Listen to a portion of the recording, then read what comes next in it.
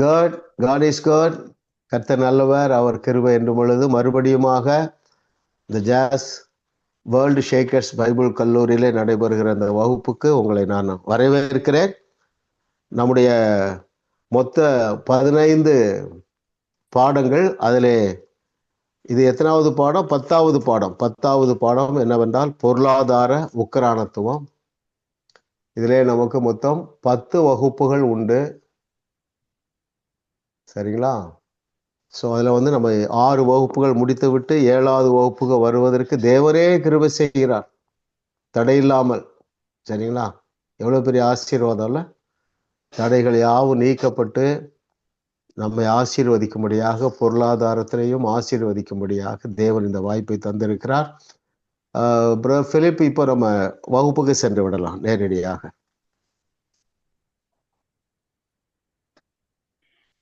யார் தேவனுடைய கிருபையை வீணடிக்கிறார்கள்? Very good. எஸ், கிறிஸ்டியன் ஜெபம் தான் சொல்லணும். 128ஆம் பக்கத்துல முதல் பேராகிராஃப்ல இருக்குது. இயேசுவின் பரிகார பலியை ஒதுக்கி தள்ளிவிட்டு தங்கள் செயல் திறமையில் நம்பிக்கை வைக்கிறவர்கள் தேவனுடைய கிருபையை வீணடிக்கிறார்கள். Very good. அப்படின்னா என்ன விளக்கம் கிறிஸ்டியன்? தாங்களால செய்த அவர் கடவுளுடைய கிருபையை நம்பாமல் தாங்களுடைய செயல் திறமை தாங்களால் இவற்றை சம்பாதிந்தது அந்த. ஓகே, இன்னும் கொஞ்சம் விளக்கமா சொல்ல முடியுமா?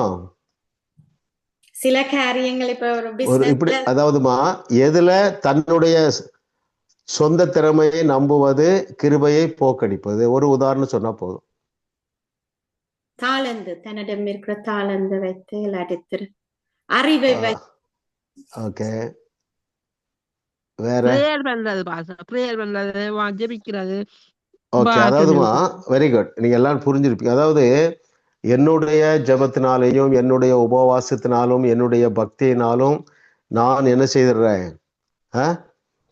தகுதி அடைந்து விடுவேன் என்று நினைப்பது பரிகார பலியை ஒதுக்கி தள்ளிவிட்டு உங்கள் செயல் திறமையில் நம்பிக்கை வைப்பது. நான் திரும்ப சொல்றேன், கவனிங்க. உங்க எல்லாருக்கும் தெரியும். பாருங்கள் அருமையானவர்களே, யார் தேவனுடைய கிருபையை வீணடிக்கிறார்கள் என்றால், பவுல் சொல்றாரு பாருங்க, வாசித்துங்களா யாராவது? ரோமர் 10வது அதிகாரம் 2, 3, 4வது வசனங்கள்ல யார் கிருபையை யார் ஒதுக்கி தள்ளுகிறார்கள் அல்லது பரிகார பலியை ஒதுக்கி தள்ளி தங்களுடைய முயற்சியிலே தகுதி அடைய விரும்புகிறவர்களை பற்றி பவுல் அழகாக எழுதுகிறார். ரோமர் 10, 2, 3, 4. எஸ், ரோமர் 10. தேவனை பற்றி அவர்களுக்கு வைராக்கியம் உண்டென்று அவர்களை குறித்து சாட்சி சொல்லுகிறேன். ஆகிலும் அது அறிவுக்கேற்ற வைராக்கியம் அல்ல. எப்படி என்றால், அவர்கள் தேவ நீதியை அறியாமல் தங்கள் சுய நீதியை நிலைநிறுத்த தேடுகிறபடியால் தேவ நீதிக்கு கீழ்ப்படியாது இருக்கிறார்கள். அடுத்தது, விசுவாசிக்கிற எவனும் நீதி உண்டாகும்படியாக கிறிஸ்து நியாய பிரமாணத்தின் முடிவாய் இருக்கிறார். பாருங்கள், நியாய பிரமாணத்தை கை கொள்ளுகிறதுனாலே நாம் நீதிமான் ஆக முடியும் என்று நம்புகிறவர்கள் கிருபையை வீணடிக்கிறார்கள். சரிங்களா? ஏன்? அவங்க சிலுவையை ஒதுக்கி தள்ளுகிறார்கள். ஒரு மனிதன் சிலுவை மூலமாகத்தான் தகுதி அடைய முடியும் என்பதை அறியாமல் சொந்த முயற்சியினாலே என்ன செய்யறாங்க? தங்களை தகுதிப்படுத்த முயற்சிக்கிறார்கள். கர்த்தர் நல்லவர், நம்ம எல்லாரும். அப்போ ஆனா நம்ம ஏற்கனவே எப்படித்தான் இருக்கிறோம்? நீதிமானாகத்தான் இருக்கிறோம். அந்த நீதி எப்படி வந்தது? இயேசு கிறிஸ்து கூட. எல்லாரும் சொல்லுங்க. இயேசு கிறிஸ்துவே எங்களுக்கு தேவ நீதியும் தேவ பரிசுத்தமும். அது எப்படி நாம் பெற்றுக்கொண்டோம்? விசுவாசத்தினாலே பெற்றுக்கொண்டோம். சரிங்களா? ஆமா, கர்த்தர் நல்லவர். எல்லாம் நல்லா தெளிவா இருக்கிறீங்க. அதை உறுதியா நீங்க பற்றி கொள்ளுங்கள். இப்படி இருக்கும் பொழுது என்ன நடக்கும் என்றால், அதாவது நான் நீதிமான் ஆக்கப்பட்டு இருக்கிறேன் என்று பல வசனங்கள் சொல்லுகிறதை நீங்கள் விசுவாசிக்கும் பொழுது, அது நீங்க நம்பும் பொழுது உங்கள் விசுவாசத்துல நீங்கள் விழுந்து போகவே மாட்டீர்கள். நம்முடைய கிரியையினால் வந்ததல்ல, சிலுவையினால் வந்தது. இது கர்த்தராலே ஆயிற்று. அது அவருடைய சுத்த கிருபையாக இருக்கிறது. இரண்டாவது கேள்வி போயிடலாம் பிரதர்.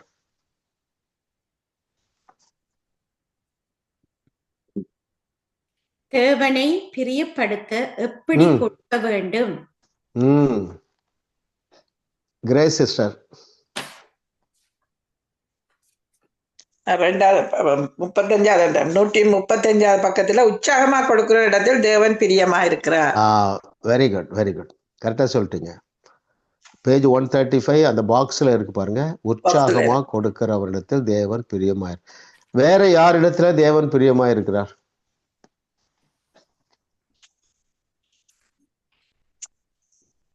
யோசித்து சொல்லுங்க, அவசரம் இல்ல.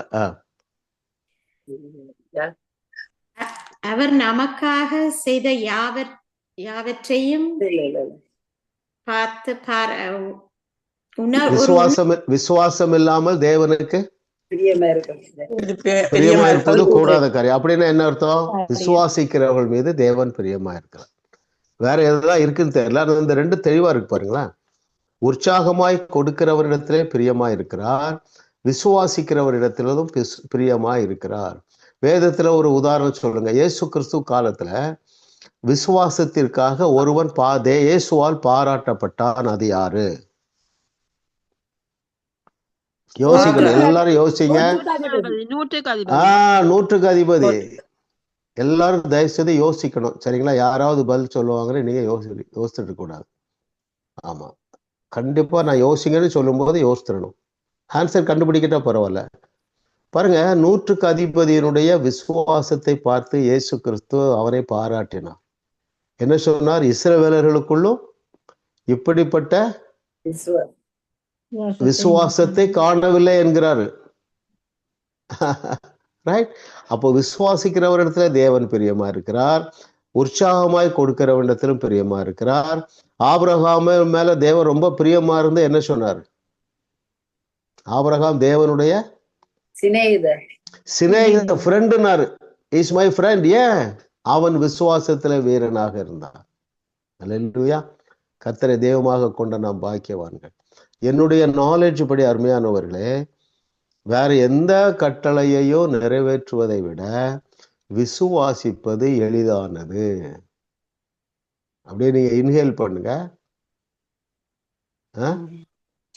நான் சொன்னதை யாராவது சொல்லுங்க.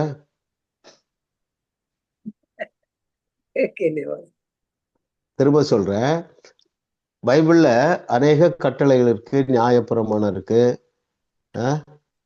வேற என்ன இருக்கு? புதிய ஏற்பாட்டுல புறப்பட்டு போங்கள் என்று சொல்றாரு. எல்லாவற்றிலும் எளிதானது ரெண்டு சொல்லியிருக்கேன். ஏற்கனவே ஒண்ணு சொல்லியிருக்கிறேன். அற்புதம் செய்கிறது எளிது, விசுவாசிப்பதும் எளிது. கர்த்தர் நல்லவர் பாருங்க. ஆனா அதை ஏன் சொல்ல வர்றேன்னா, தேவன் எல்லா கஷ்டத்தையும் சிலுவையில பட்டுட்டு லகுவான காரியங்களை நாம் பின்பற்றும்படியாக சொல்லுகிறார். ஓகே, எவ்வளவு விசுவாசம் இருந்தா போதுங்கிறாரு? கடுகளவு. அப்போ நீங்க சந்தோஷப்பட்டு கழி கூறுங்க. உங்க எல்லாருக்குமே, நம்ம எல்லாருக்குமே கடுகு அளவை விட பெரிய விசுவாசம் இருக்கு. எனவே நம்மை குறித்து நம்முடைய தகப்பனாகிய தேவன் பிரியமா, நம்ம மேல பிரியமா இருக்கிறார். ஒரு அல்லேலூயா சொல்லுங்க. ஆமா, உங்களுக்குள்ள சொல்லுங்க, என் தேவன் என் மேல பிரியமா இருக்காரு. அப்படி சொல்லுங்க. உங்க பயம் போயிடும், சந்தேகம் போயிடும். Your daddy God is so happy about you. அல்லேலூயா. கர்த்தர் நல்லவர். எஸ் பிரதர், கொஸ்டின் 3வது போகலாம் நினைக்கிறேன். எப்படி கொடுப்பது தான் தசம பாகத்தின் நோக்கமாகும்? மகேஸ்வரி சிஸ்டர். Okay pastor. 127வது பக்கம், 1வது பந்தியா இருக்கலாம். நம்முடைய வாழ்வில் தேவன் செய்தவைகளை எண்ணி நன்றியோடு இருப்பதுதான் தசமபாகத்தின் நோக்கமா இருக்கும். ஓகே, நல்லா கவனிங்க. காணிக்கை கொடுக்கும் பொழுதும் தசம பாகம் கொடுக்கும் போதோ எதை கொடுக்கும் பொழுது தேவன் நமக்கு செய்தவைகளை எண்ணி நன்றியோடு கொடுக்கணும். சரிங்களா? அப்போ நீங்க ஒரு ஜிபேல அனுப்புறீங்க ஆஃபரிங் அல்லது காணிக்க கொடுக்குறீங்கன்னா உடனே இது ஞாபகம் வரணும். என்ன ஞாபகம் வரணும்? பா, எனக்கு என்னெல்லாம் செய்திருக்கிறாரு. விதைக்கிறவனுக்கு எதை கொடுக்கிற தேவன்? விதையை கொடுக்கிற தேவன். புசிக்கிறதுக்கு ஆகாரத்தை கொடுக்கிற தேவன். நானும் என் வீட்டாரும் புசிப்பதற்கு ஆகாரத்தை கொடுத்தாருப்பா. ஆண்டவரே உங்களுக்கு நன்றி. இந்த விதையையும் நீங்க தான் கொடுத்தீங்க, உங்களுக்கு நன்றி. அந்த நன்றி உணர்வோடு கொடுக்கணும், உற்சாகமா கொடுக்கணும். சரிங்களா? இனிமே நம்ம கொடுக்கும்போது இதை ஞாபகம் வைத்துக் கொள்வோம்.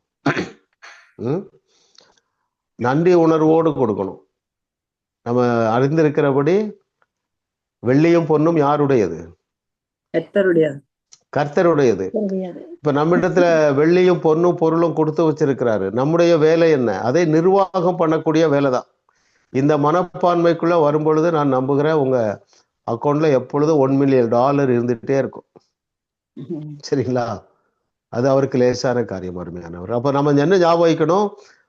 ஒரு ஊழியத்துக்கு கொடுக்கும் பொழுது, ஈவன் ஒரு ஏழைகளுக்கு கொடுக்கும் பொழுதும் நன்றியோடு கொடுப்பது தான். நன்றியோடு கொடுக்கணும், உற்சாகமா கொடுக்கணும்.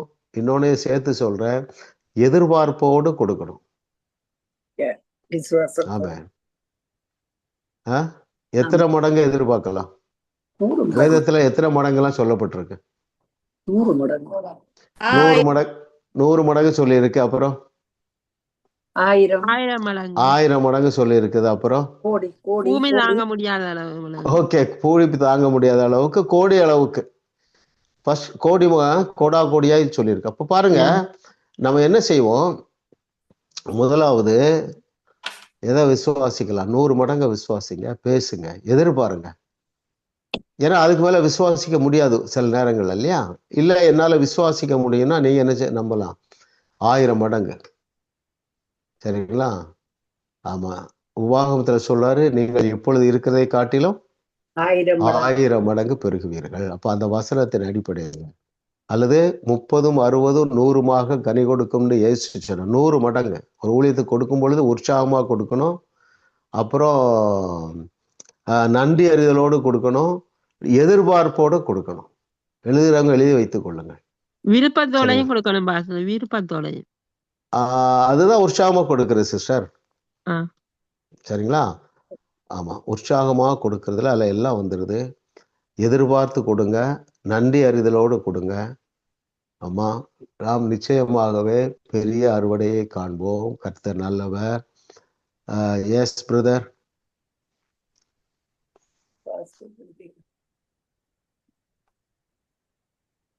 தேவனுக்கு அள்ளி கொடுக்கிறவர்களை என்ன விதமாக செழிக்க செய்வார்?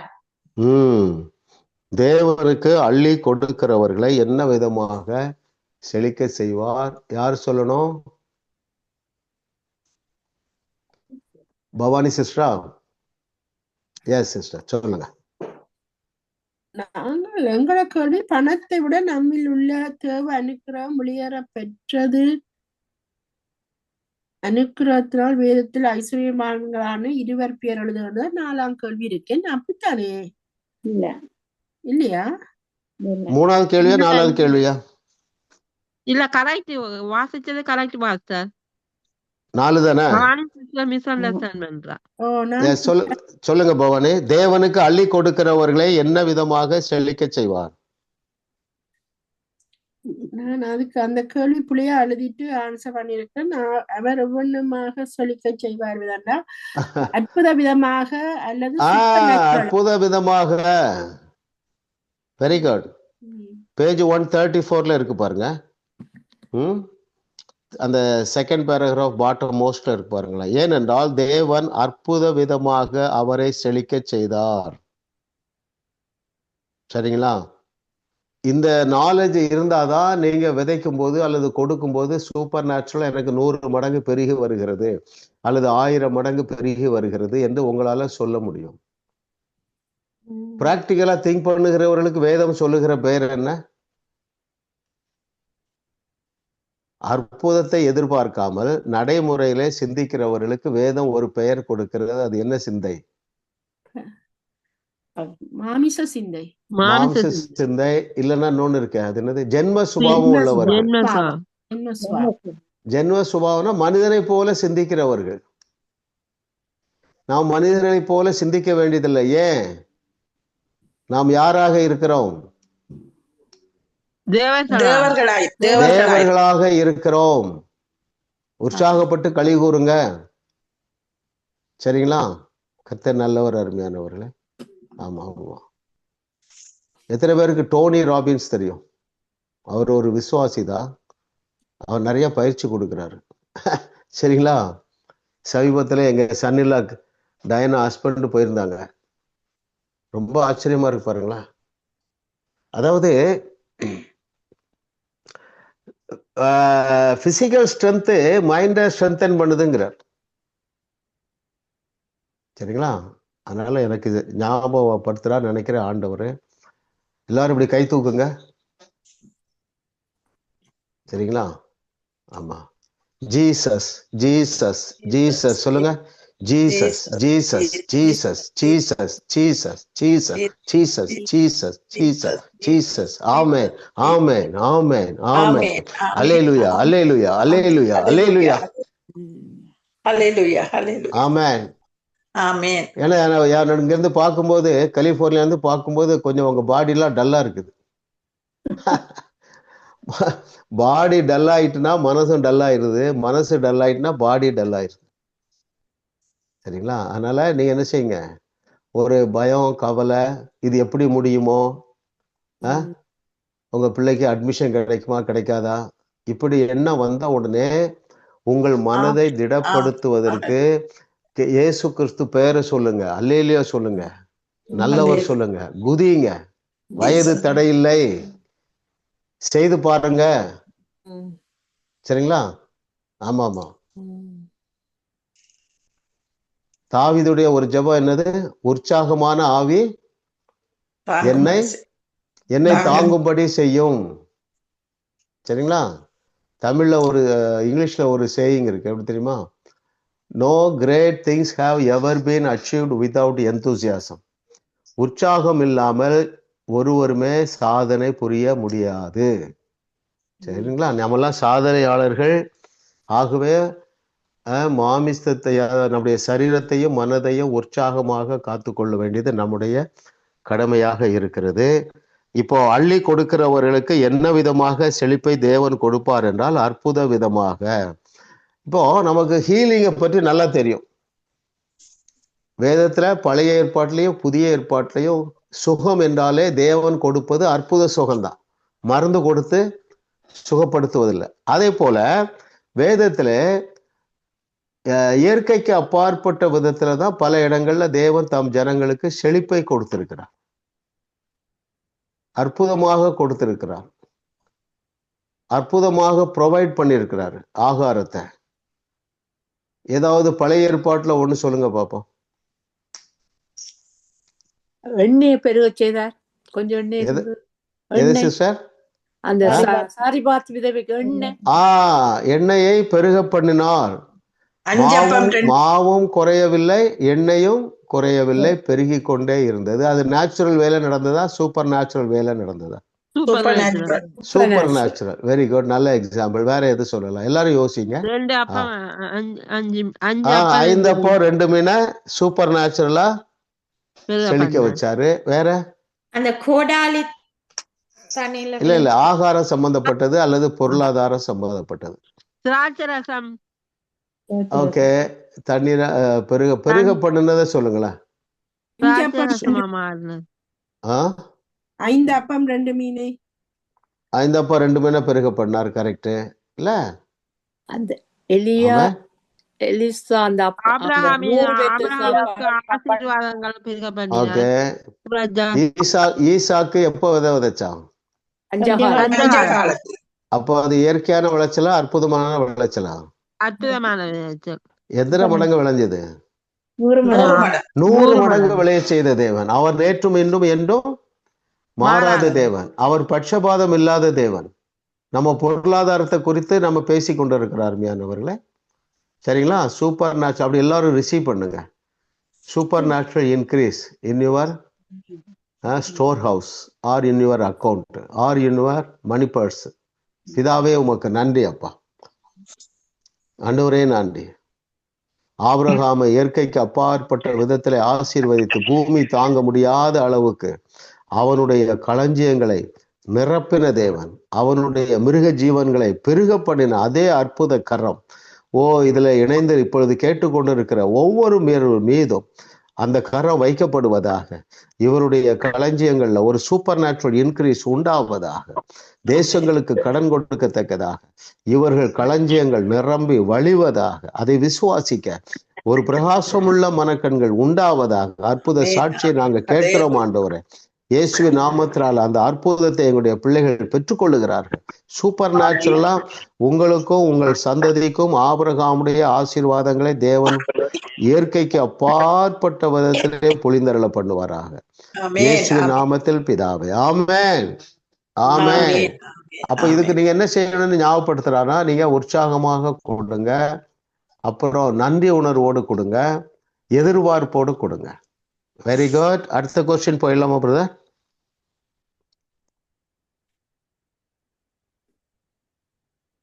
எது சாபம் அல்ல? லிதியா சிஸ்டர் யாரு சொல்லணும்? Pam sister, Pam sir. Okay okay.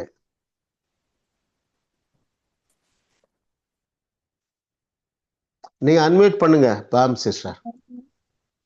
123 பக்கத்துல இருக்கு. தசமபாகம் காணிக்கை கொடாவிட்டால் அது சாபம் அல்ல. கரெக்டா சொல்லிட்டீங்க, சரிங்களா?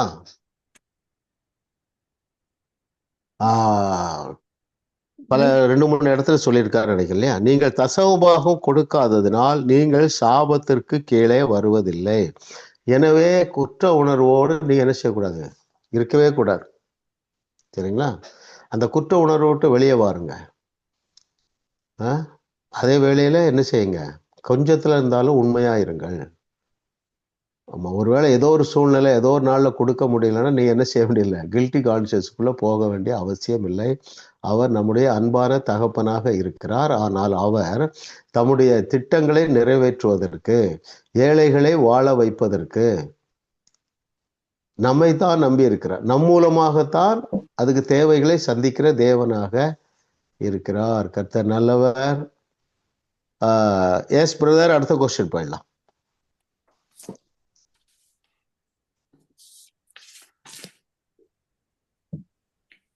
எந்த காணிக்கை மட்டுமே தேவனால் ஏற்றுக்கொள்ளப்படும், எது அல்ல? லிதியா சிஸ்டர் சொல்லிட்டீங்களா? எஸ், நான் தான் பாஸ்டர் என்கிட்ட. ஓகே, சொல்லுங்க சொல்லுங்க. 139வது பக்கம். அதுல சொல்லப்படுகிறது, தங்கள் மனதில் நியமித்தபடியும் உற்சாகத்தோடும் கொடுப்பது மட்டும்தான் தேவனால் ஏற்றுக்கொள்ளப்படும், விசனமாயும் கட்டாயத்தினாலும் கொடுப்பது அல்ல. வெரி குட், கரெக்டா சொல்லிட்டீங்க. Very good. பாருங்க, எந்த காணிக்கை மட்டுமே தேவனால் ஏற்றுக்கொள்ளப்படும், எது அல்ல என்றால் மனதில் நியமித்தபடியும் உற்சாகத்தோடும் கொடுக்கணும், குற்ற உணர்வோடு கொடுக்கக்கூடாது, கட்டாயத்திற்காகவும் கொடுக்கக்கூடாது, சரிங்களா? ஆமாம், நீங்கள் ஜாஸ் ஊழியத்துக்கெல்லாம் கொடுக்குறீங்க, பலர் கொடுக்குறீங்க. உற்சாகத்தோடு கொடுங்க, கஷ்டப்பட்டு நம்ம கொடுக்க வேண்டாம். ஏனென்றால் நம்ம கொடுப்பது நம்முடைய தகப்பனாகிய தேவனுடைய சித்தத்தை பூமியில நிறைவேற்றத்தக்கதாக. பேஜ் 139 இருக்கு பாருங்க, மிடில்.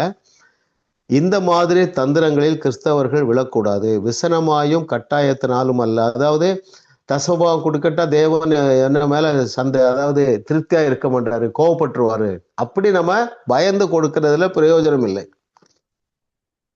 நீங்க நியமிச்சிருக்கீங்க. இப்போ உதாரணத்தை எடுப்போமே, நீங்க ஜாஸ் ஊழியத்துல, சரிங்களா, நீங்க நியமிச்சிருக்கீங்க மாதம் இதை கொடுக்கலாம் என்று சொல்லி, அதை நியமித்தபடியும் உற்சாகத்தோடும் கொடுப்பது மட்டும்தான் தேவனால் ஏற்றுக்கொள்ளப்படும். கர்த்தர் நல்லவர், அவர் கிருபை என்றும் உள்ளது. அந்த பேராகிராஃபை வாசிக்கட்டுமா? நியாயப்பிரமாணத்தின் சாபங்களை உங்களை விட்டு அகற்றி உங்களை பாதுகாத்து கொள்ளும்படி நீங்கள் தேவனுக்கு பணம் கொடுக்க தேவையில்லை என்பதைப் போலவே நீங்கள் அவரிடமிருந்து செழிப்பை பணம் கொடுத்து வாங்கவோ அல்லது உங்களை ஆசீர்வதிக்கும்படி அவரை கட்டாயப்படுத்தவோ முடியாது. அவை எல்லாமே தந்திரத்தினால் பெறப்படுகிறவைகள் ஆகவும் குற்ற உணர்ச்சியோடு செய்யப்படுகிறவைகளாகவும் இருக்கிறபடியால் அப்படி நீங்கள் கொடுப்பது உங்களுக்கு ஒரு நன்மையும் கொண்டு வராது. Very good. ஓகே பிரதர், 7வது அடுத்த கொஸ்டின் போவோமா?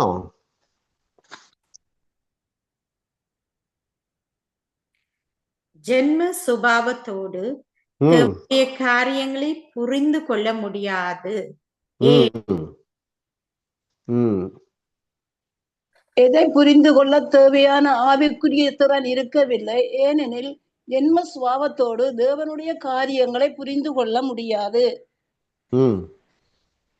கேள்வி என்னன்னா, ஜென்ம சுபாவத்தோடு தேவனுடைய காரியங்களை புரிந்து கொள்ள முடியாது. ஏன் முடியாது என்பதுதான் கேள்வி.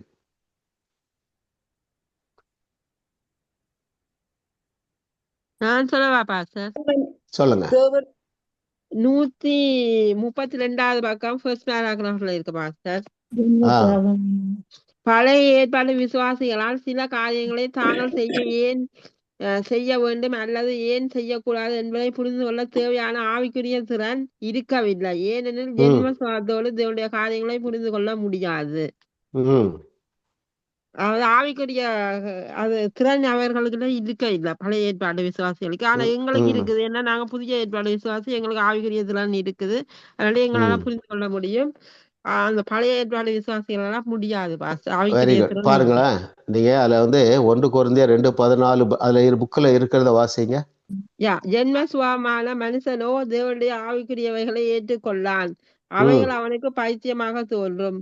அவைகள் ஆவிக்கேற்ற பிரகாரமாய் ஆராய்ந்து நிதானிக்கப்படுகிறவைகளானதால் அவைகளை அறியவும் மாட்டான். ஏன் அறிய மாட்டான் அல்லது ஏன் பைத்தியக்காரத்தனமாக தோன்றும்? ஆவிக்குரியவைகளை ஏற்றுக்கொள்ளாதபடியா. ஆவிக்குரியவைகள் என்றால் என்ன?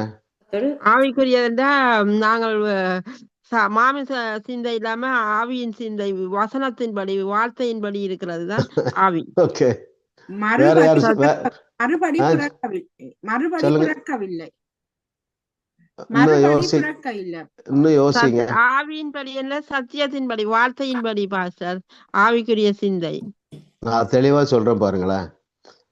இப்போ தேவன் நம்மை 1000 மடங்கு ஆசீர்வதிப்பார்னு சொல்றேன். மாம்ச சிந்தை உள்ளவர்களுக்கு அது பைத்தியமாக தோன்றும். ஏனென்றால் அவர்கள் அற்புதங்களை நம்ப மாட்டார்கள். ஆனால் ஆவிக்குரியவர்கள் நம்புவார்கள். நீ பாயிண்ட்டுக்கு புரிஞ்சுக்கிடுங்க. ஜென்ம சுபாவம், அதாவது எப்படி யோசிங்க. ஜென்ம சுபாவம்னா பிராக்டிக்கலா திங்க் பண்றவங்கன்னு எடுத்துக்கொள்ளலாம். நடைமுறையிலே சிந்திக்கிறவர்களால் அற்புதத்தை எதிர்பார்க்க முடியாது. நீ அப்படியே திங்க் பண்ணிட்டே இருக்கணும் அவங்களோட பேசும்போது. அது உங்களுக்கு ரொம்ப தேவை அருமையானவர்களே. ஜென்ம சுபாவமான மனுஷனோ தேவனுடைய வழிகளை ஏற்றுக்கொள்ளான். அவருடைய வழிகள் எப்பொழுதுமே பைத்தியமாக தான் தோன்றும்.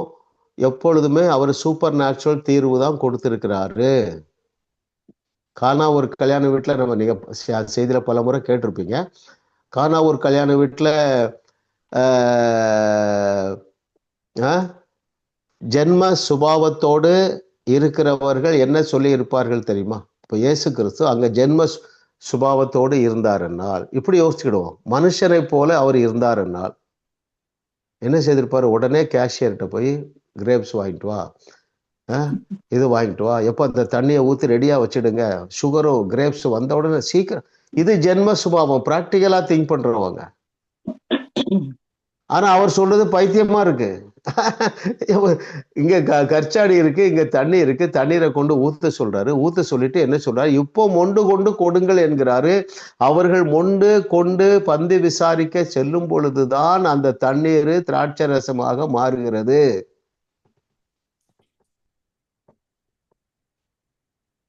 பைபிள்ல சுமார் எத்தனை இடத்துல அற்புதங்களை பற்றி எழுதியிருக்கும்? எத்தனை அற்புதங்கள் எழுதியிருக்கும்? சுமாரா சொல்லுங்க. 1000 1000 அவ்வளோலாம் இருக்காது, பரவாயில்ல. 100க்கும் 100 அதிகமானது 100 இருக்குன்னு வைங்களேன். 200 150 200 ஓகே, வெரி குட். எதை எழுதினால் அந்த புஸ்தகங்கள் உலகம் கொள்ளாது? அற்புதங்களை யாரு செய்த அற்புதங்களை? இயேசு கிறிஸ்து செய்தார். இயேசு கிறிஸ்து எத்தனை வருஷத்துல செஞ்சத? 3 வருஷத்துல செய்த அற்புதங்களை எழுதினால் அந்த புஸ்தகங்கள் உலகம் கொள்ளாது. அப்போ ஒரு தேவை, ஒரு நெருக்கடி, ஒரு பற்றாக்குறை என்று வந்தால் தேவனுடைய ஒரே வழி என்ன வழி? சூப்பர் நேச்சுரல் வழிதான், அற்புத வழிதான், சூப்பர் நேச்சுரல் ப்ரொவிஷன் தான். நல்லா கவனிங்க. ஒரு கிரைசிஸ், ஒரு பற்றாக்குறை, ஒரு நீடு அப்படின்னு வந்துட்டா ஆண்டவருடைய ப்ரொவிஷன் சூப்பர் நேச்சுரல் ப்ரொவிஷன். அழகாக எனக்கு ரொம்ப பிடிச்ச ஒரு வசனம் பாருங்களேன். 40 ஆண்டுகள் வனாந்திரத்துல சூப்பர் நேச்சுரல் ப்ரொவிஷன் கொடுத்தார். ஏன்னா அங்க அவங்க விவசாயம் பண்ண முடியாது, வனாந்திரம், தண்ணீர்ல. சரிங்களா? எப்போ அந்த மன்னா நின்னது? கானானுக்குள்ள கால் வச்ச உடனே. கானானுக்குள்ள கால் வைக்கும் பொழுதுன்னு எழுதியிருக்குங்க. அந்த கானானுக்குள்ள போய் செட்டில் ஆகும் வரைக்கும் விழுந்தது. அவங்க உட்கார்ந்த உடனே நின்று போச்சு. ஏன்னா ராட்சதர்களை கொண்டு அங்கே ஏராளமான கோதுமை வயல்களை விளைய செய்து வைத்திருந்தார். அது வரைக்கும் அங்க நீடு இல்லை, அங்க ப்ரொவிஷன் நேச்சுரல் வேலை இருக்கு. ஆனால் 40 ஆண்டுகளும் அவர்களுக்கு நேச்சுரல் வேலை ஃபீட் பண்ண முடியாது. எனவே அனுதினமும் மன்னா. அந்த மன்னாவை சூப்பர் நேச்சுரலா கொடுத்தார். இந்த மன்னாவிலிருந்து ஒரு 2-3 பாடம் கற்றுக்கொள்வோமே. ஒண்ணு இயற்கைக்கு அப்பாற்பட்ட விதத்துல கொடுத்தாரு. வேற என்ன அதுல இருந்து பாடங்கள் யோசிங்க. இன்னும் 2வது இது சொல்லிட்டேன். அதாவது அங்க விவசாயம் பண்ண முடியாது, நேச்சுரலா அங்க இல்லைனால சூப்பர் நேச்சுரலா கொடுத்தாரு. வேற என்ன, அதை பற்றி ஏதாவது யோசிங்க, எல்லாரும் சொல்லுங்க. அதுல இருந்து கற்றுக்கொள்ள வேண்டிய பாடங்கள்.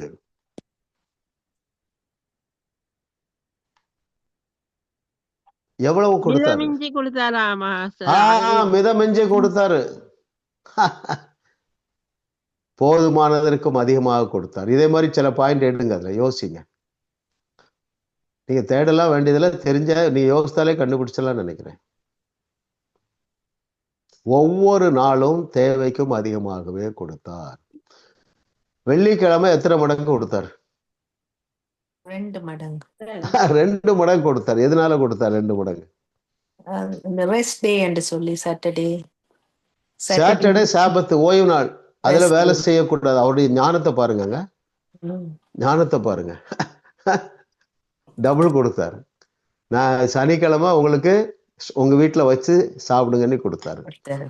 தேவைக்கும் அதிகமான சேர்த்து கொண்டவர்களுக்கு என்ன நடந்தது? புழு பூத்து போச்சு. எல்லாம் யோசித்து பாருங்க அருமையானவர்களே. அதுல நிறைய பாடம் கத்துக்கலாம். இன்னொரு பாடம் நான் யோசிக்கிறேன் பாருங்களேன்.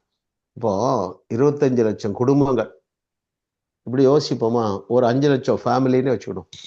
ஒரு குடும்பத்துக்கு 5 பேர், அது எத்தனை 2-3 லட்சம் ஃபேமிலிங்க.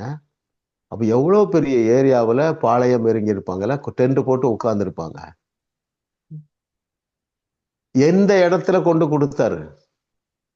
ஒரே இடத்துல கொடுத்தாரா? அவங்கவுங்க வீட்டை திறந்து அங்க இருக்குது. தேவனுடைய ஞானத்தை பாருங்க. இல்லைன்னா ஸ்டாம்பைடு வந்துடும். ஸ்டாம்பைடுன்னா என்னது பாருங்க. ஒரே இடத்துல அந்த 25 லட்சம் பேருக்கு ஆகாரத்தை குமிச்சு போட்டாரு. ஒரே இடத்துல போட்டுட்டா எல்லாரும் அடிபடி போட்டு ஒருத்தர் மேல ஒருத்தர் மிதிச்சு, ஏன்னா 25 லட்சம் பேர் இருக்காங்க, சிறுவர்கள் எல்லாம் சேர்ந்து. அப்ப என்ன செய்யறாரு? இவங்க காலையில இருந்து அவங்க டென்ட்டோடைய கூடாரத்துடைய வாசலை திறந்து பார்த்தா வாசல்ல கொண்டு வைக்கிறாருங்க. அல்லேலூயா. எவ்வளவு பெரிய தேவனை நான் வைத்திருக்கிறேன் அருமையானவர்களே. ஆமா ஆமா, இன்னும் உற்சாகப்படுங்க. உங்க சூழ்நிலைகள் மாறிவிடும். கணவன்மார்கள் ரட்சிக்கப்படுவார்கள். தடைகள் நீங்கி காலதாமதெல்லாம் நீங்கிறோம். ஒவ்வொரு அற்புதத்தை நீங்கள் தியானிச்சிங்கன்னா. அதனால தான் நம்ம இப்போ உங்களுக்கு அதாவது நம்முடைய மிராக்கிள் மீட்டிங் உங்களுக்கு எத்தனை மணிக்கு இதே டைமா நாளைக்கு? இல்ல ஓகே ஓகே. மறந்துடாதீங்க, எத்தனை பேர் சிக் பீப்புளா இருந்தாலும் வர சொல்லுங்க. ஆமா, நீங்க தான் ஹீலிங்லாம் இன்வால்வ் பண்ணணும். சரிங்களா அருமையானவர்கள்? ஏன்னா his provisions are always super natural, his healings are always super natural. சத்துருக்கள் வந்துட்டாலும் சூப்பர் நேச்சுரல் விக்டரி தான். சரிங்களா? சந்தோஷப்பட்டு களி கூறுங்க, அவரை கொண்டாடுங்க, அவரை என்ன செய்யுங்க, அந்த நல்ல ரிலேஷன்ஷிப்ல வாங்க, நன்றி அறிதலோடு இருங்க. செக்குலர் பீப்புள் கூட அதான் சொல்றாங்க, டெய்லி நன்றி சொல்லுங்கன்ட்டு. நான் உங்களுக்கு ஒரு இது ரெடி பண்ணிட்டு இருக்கேன், அது ரெடி முடிய மாட்டேங்க. லிதியா சிஸ்டர், நீங்க அடுத்த கிளாஸுக்கு வரும்போது ஒரு 1 ஹவருக்கு முன்னாடி போட்டுருங்க, டைப் பண்ணிருங்க, பிரதர் கம் வித் கன்ஃபெஷன்ட்டுனா ரெடியா இருக்குது, அரைகுறையா இருக்கு ஷேப், நம்ம கன்ஃபெஸ் பண்ணலாம். நன்றி அறிதல் ரொம்ப சந்தோஷமா இருக்கு, உற்சாகமா இருக்கு பாருங்க. தேவன் நமக்கு செய்த ஒரு 4-5 சொல்லுங்களா நன்றி சொல்றதுக்கு. எங்களை பரிசுத்தப்படுத்தியும் பரிபூர்ணப்படுத்தியும் வைத்திருக்கிறான். நன்றி, வெரி குட். முற்றிலும் வல்லமைப்படுத்தியும் வைத்திருக்கிறான். நீதிமான்களாக வைத்திருக்கிறான். Very good. நம்ம எங்க உட்கார வச்சிருக்காரு? உன்னதங்களிலே அவரோடு கூட உட்கார வைத்திருக்கிறாரு. ஆமா, நம்ம பலப்படுத்துகிறவராலே நம்மால என்ன செய்ய முடியும்? எல்லாவற்றையும் செய்ய முடியும். நன்றி ஆண்டவரே. இல்ல? ஆமா ஆமா ஆமா ஆமா. இப்படி பைபிள்ல இருந்து ஒரு 100 எடுக்கலாம், நான் ஒரு 40 எழுதி வச்சிருக்கிறேன். சரிங்களா? நம்ம எதற்கு தூரமாக்கி இருக்கிறார்? பாவத்திற்கு, கொடுமைக்கு தூரமாக்கி இருக்கிறார். ரைட்டுங்களா? கர்த்தர் நல்லவர் பாருங்க அருமையானவர்களே. ஆமா, நன்றி அறிதல் உள்ளவர்களா இருங்கள். ஓகே பிரதர், நெக்ஸ்ட் கொஸ்டின் போயிடுவோமா? யார் எதிர்காலத்துக்கு முதலீடு செய்யாதவர்கள்?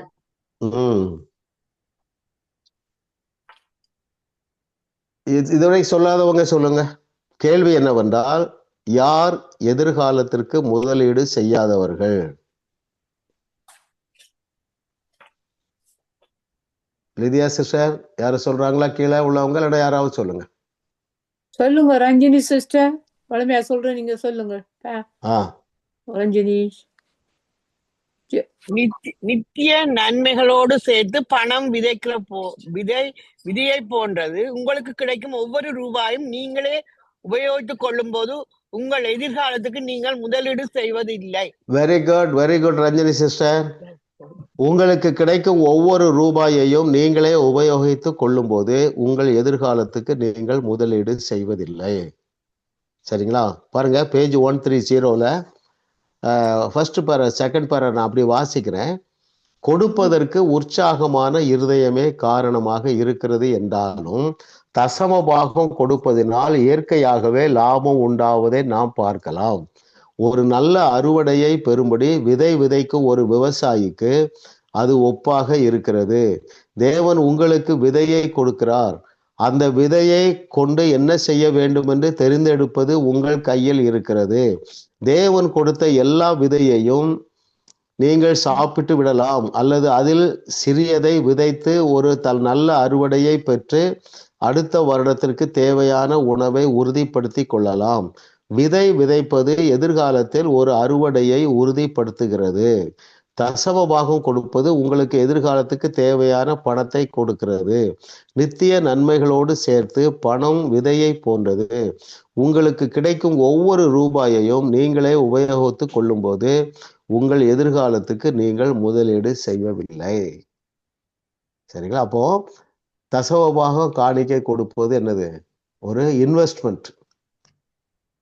அதனாலதான் அந்த 3ஐயும் ஞாபகம் வச்சுடுங்க. நன்றி உணர்வோடு கொடுக்கணும், ஏன்னா அந்த விதையை தந்தவர் அவர் தான். அப்புறம் உற்சாகமாக கொடுக்க வேண்டும். 3வது எதிர்பார்த்து கொடுக்கணும். எதிர்பார்த்து கொடுக்கிறவர்கள் என்ன செய்வார்கள்? அது இயேசு கிறிஸ்து சொன்னதுலையாவது நம்ம ஆரம்பிக்கணும். என்னது? இயேசு நாமத்தினால இன்றைக்கு நான் $100 விதைக்கிறேன், இது எனக்கு 100 மடங்கு பெருகி வருகிறது. $10 விதைக்கிற எனக்கு 100 மடங்கு பெருகி வருகிறது என்று வார்த்தையை சொல்லி விதையுங்க. இயேசு நாமத்துல சூப்பர் நேச்சுரலா வரும். ஒருவேளை அந்த நேரத்துல மறந்துடுவீங்கன்னு சந்தேகம்னா அதுக்கு முன்னாலேயே பேசிருங்க.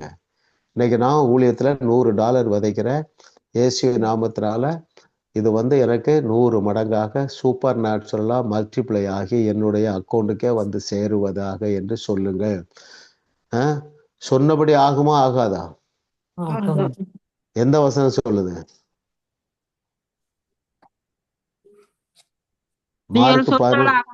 மார்க் 11:23. அதை சொன்னது யாரு? பவுலா பேதுருவா? இயேசு சொல்லுகிறார். எல்லாம் அலர்ட்டா இருக்கீங்க. Very good. Yes brother. Question number 9க்கு போயிருமா?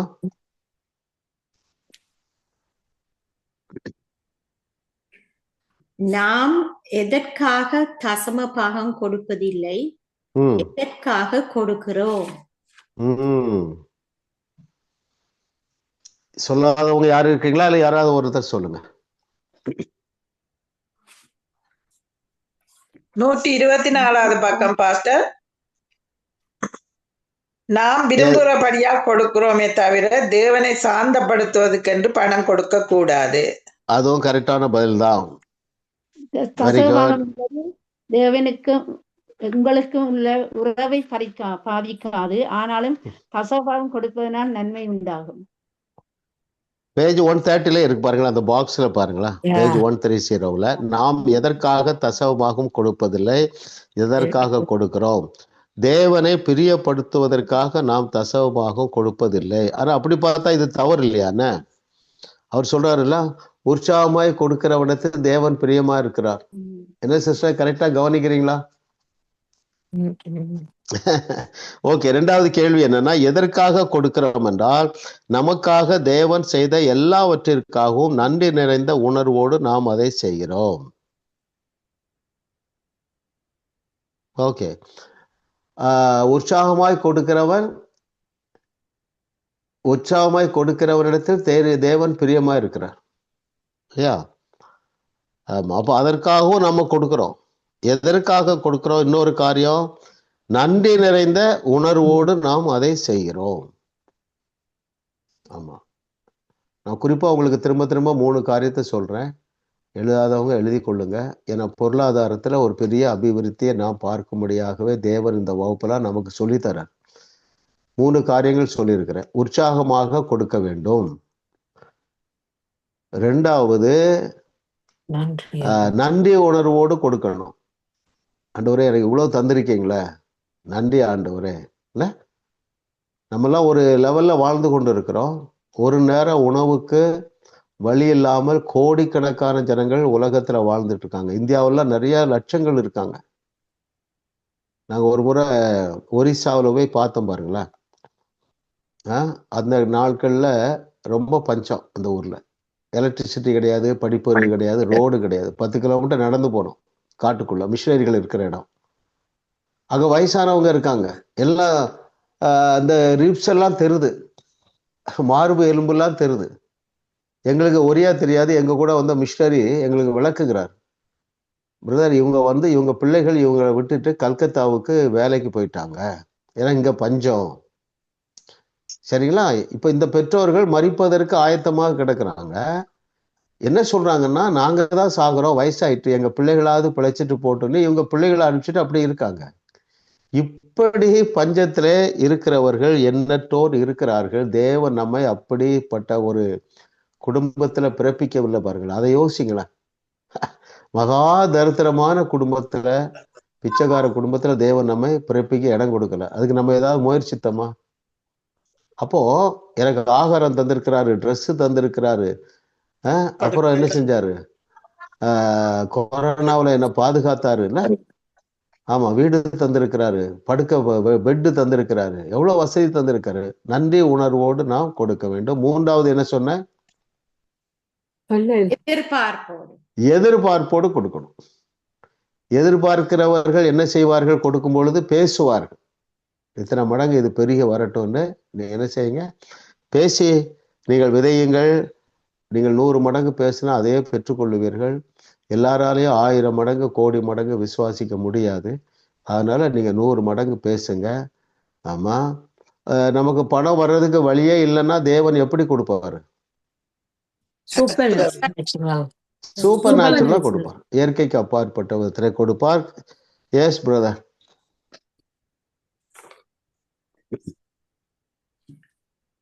எது விசுவாசத்துக்கு உரியது, எது அல்ல? ஓகே, யார் சொல்றீங்க?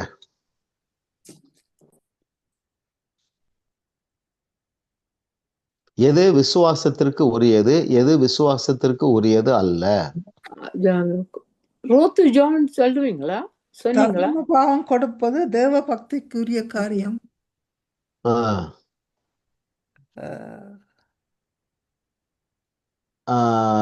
வேற ஆன்சர் யார் இல்ல நீங்க பாயிண்ட மட்டும் சொல்லுங்க.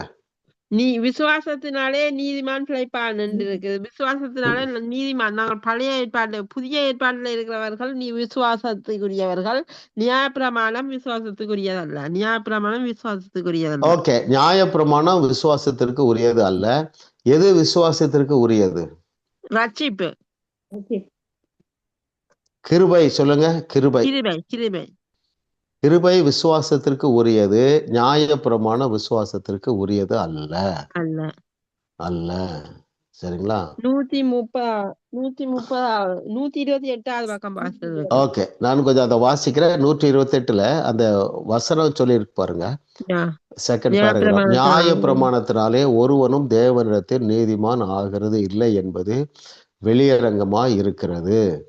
ஏனெனில் விசுவாசத்தினாலே நீதிமான் பிழைப்பான் என்று எழுதியிருக்கிறது. நியாய பிரமாணமோ எதற்குரியதல்ல? விசுவாசத்திற்கு உரியதல்ல. அவைகளை செய்கிற மனுஷனே அவைகளால் பிழைப்பான். மரத்திலே தூக்கப்பட்ட எவனும் சபிக்கப்பட்டவன் என்று எழுதியிருக்கிறபடி கிறிஸ்து நமக்காக சாபமாகி நியாய பிரமாணத்தின் சாபத்திற்கு நம்மை நீங்களாக்கி மீட்டு கொண்டார். ஆபிரகாமுக்கு உண்டான ஆசீர்வாதம் கிறிஸ்து இயேசுவினால் புறஜாதிகளுக்கு வரும்படியாகவும் ஆவியை குறித்து சொல்லப்பட்ட வாக்கு தத்தத்தை நாம் விசுவாசத்தினால பெரும்படியாகவும் இப்படி ஆயிற்று. அல்லேலூயா சொல்லுங்க. அல்லேலூயா, அல்லேலூயா, அல்லேலூயா. இப்ப நம்ம ஒண்ணுக்கு தான் கீழ்ப்படியணும். எதுக்கு? விசுவாசத்துக்கு தான் கீழ்ப்படியணும். அப்படி என்றால் என்ன பொருள்? என்னெல்லாம் நமக்கு வாக்கு பண்ணி இருக்கிறதோ அதை அப்படியே எனக்கென்று விசுவாசிக்க வேண்டும். நம்ம என்னெல்லாம் எந்த ஸ்டேட்டஸ்ல வைத்திருக்கிறார் என்று வேதம் சொல்லுகிறது. நீதிமானாக்கப்பட்டு பரிசுத்தமாக்கப்பட்டு பரிபூர்ணமாக்கப்பட்டு இருக்கிறோம். அவருடைய பிள்ளையாக இருக்கிறோம் இல்ல, தேவர்களாக இருக்கிறோம், உப்பா இருக்கிறோம், ஒளியா இருக்கிறோம். இவைகள் எல்லாமே விசுவாசத்தினாலே நடப்பவை. அப்போ நீங்கள் விசுவாசிக்கும் பொழுது தேவனுக்கு கீழ்ப்படிவது எளிதாக இருக்கும். எதனால் வராத யாவும் பாவம். ஆமா, விசுவாசத்தினால் வராத எவைகள் பாவம் தெரியுமா? நான் நல்லா பக்தியா இருக்கிறேன், நல்லா ஜெபம் பண்றேன், நல்லா பரிசுத்தமா இருக்கிறேன், எனவே நான் நீதிமான் என்று நினைப்பது பாவம். விசுவாசிக்கணும். என்ன விசுவாசிக்கணும்? அவர் மேல இருந்த நீதியை தூக்கி என் மேல வச்சுட்டாரு, அதனால நான் நீதிமான். எழுதி இருக்கு இல்லையா? நமக்கு எல்லாரும் தெரியும், நீதிமான் ஆக்கப்பட்டிருக்கிறோம், பரிசுத்த.